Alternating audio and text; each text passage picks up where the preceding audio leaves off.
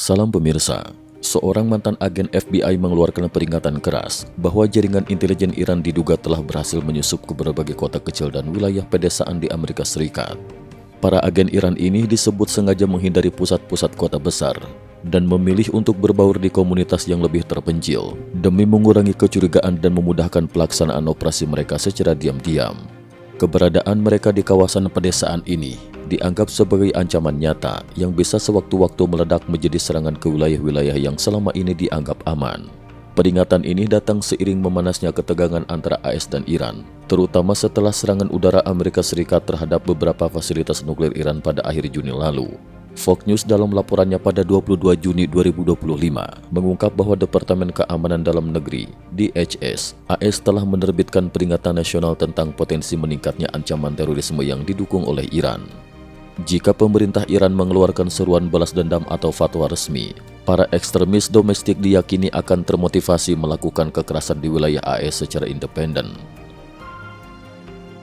Ancaman nyata di sekitar kita, kampus hingga wilayah pedesaan. Jonathan Gilliam, mantan agen FBI yang pernah bertugas di stasiun tugas anti-teror, menyampaikan kepada Fox News Digital bahwa jaringan ekstremis ini kemungkinan besar sudah eksis dan menyebar di berbagai komunitas kecil di Amerika, bahkan di kampus-kampus ternama. Ia mengingatkan, wilayah pedesaan yang minim pengawasan dan perlindungan adalah sasaran paling empuk bagi kelompok-kelompok seperti ini. Kekhawatiran itu semakin besar setelah imigrasi AS menangkap lebih dari 130 warga Iran hanya dalam sepekan terakhir.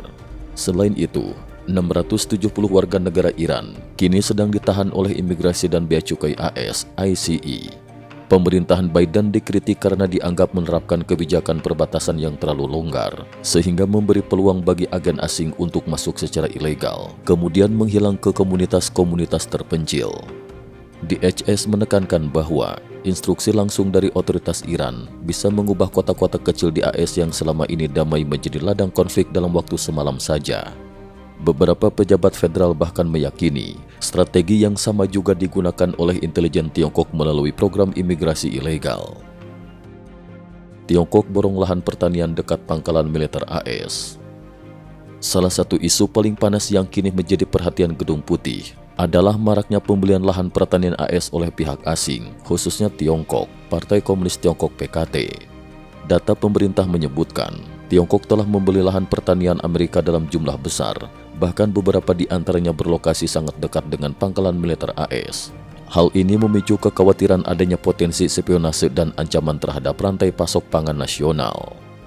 Menanggapi situasi ini, Presiden Donald Trump secara tegas mengumumkan kebijakan baru. Pada 8 Juli 2025, pemerintahan Trump meluncurkan kebijakan perang total terhadap aksi pembelian lahan pertanian AS oleh Tiongkok. Trump menyatakan dengan lantang, tanah Amerika harus dikuasai oleh rakyat Amerika. Menteri Pertanian AS, Brooke and Rollins, menegaskan, kita akan merebut kembali tanah pertanian Amerika. Kita tidak boleh membiarkan kekuatan asing yang berniat mencuri teknologi kita atau menyusup ke rantai pasok pangan kita, menguasai lahan kita sendiri. Aksi balasan, rencana aksi keamanan lahan pertanian nasional.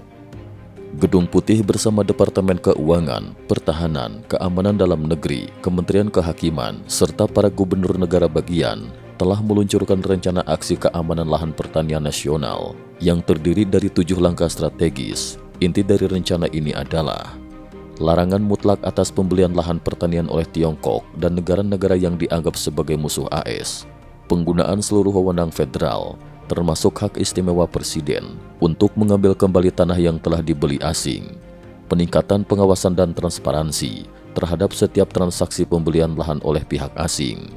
Trump juga menegaskan, pertarungan mempertahankan lahan pertanian ini bukan lagi masalah negara bagian, tapi sudah menjadi isu nasional. Tanah Amerika hanya boleh dikuasai oleh rakyat Amerika. Menteri Pertahanan Pete Hegseth mengungkapkan keterlibatan pihaknya dalam upaya ini.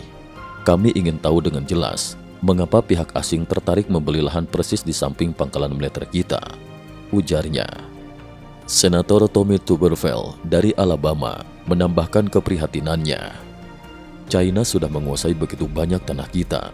Di Alabama saja, asing memiliki lebih dari 2,2 juta ekor tanah pertanian. Ini memalukan dan tidak boleh dibiarkan. ancaman perang tanpa batas, spionase, rantai pasok dan teknologi. Penasehat senior Gedung Putih, Peter Navarro, memberi peringatan tajam. Kita selama ini terlalu menganggap dunia sudah damai. Padahal, musuh telah berubah taktik, bukan lagi perang lewat senjata, tapi lewat pangan, benih, balon dan rantai pasok. Inilah bentuk perang tanpa batas, di mana kemenangan ditentukan lewat penguasaan informasi, ekonomi dan pertanian, bukan melalui kekuatan militer semata.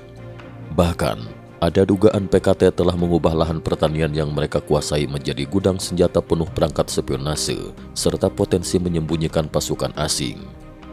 Kita terlalu polos saat musuh menggunakan rantai pasok sebagai senjata. Kita justru sibuk memperdebatkan balon cuaca, sindir Navarro. Komunisme tidak akan pernah diterima di Amerika. Dalam sesi tanya jawab dengan media terkait pemilihan wali kota New York, Trump dengan tegas mengkritik salah satu kandidat, Zohran Mamdani. Dia bukan hanya sosialis, tapi komunis. Siapapun yang ingin jadi wali kota New York harus loyal kepada Gedung Putih. Jika tidak, dia akan menghadapi masalah besar, kata Trump. Pernyataan Trump dipandang sebagai sinyal keras kepada PKT dan seluruh kekuatan komunis dunia bahwa strategi perang tanpa batas mereka sudah terdeteksi dan tidak akan dibiarkan berkembang di Amerika. Pemerintah AS saat ini telah mengambil langkah-langkah nyata untuk menyingkirkan pengaruh komunisme, tidak hanya di bidang politik, tapi juga dalam sektor ekonomi, pendidikan, dan pertanian. Penutup, ancaman nyata dan ketegasan pemerintah. Dengan situasi yang terus memanas, baik ancaman infiltrasi Iran maupun ekspansi ekonomi Tiongkok, Amerika Serikat kini mengambil langkah-langkah tegas demi mempertahankan kedaulatan, keamanan nasional, dan masa depan rakyatnya. Kebijakan pemerintahan Trump ini bukan hanya soal lahan, tapi juga menyangkut eksistensi dan ideologi bangsa Amerika di tengah dinamika global yang penuh risiko. Cukup sekian dulu, terima kasih atas perhatiannya.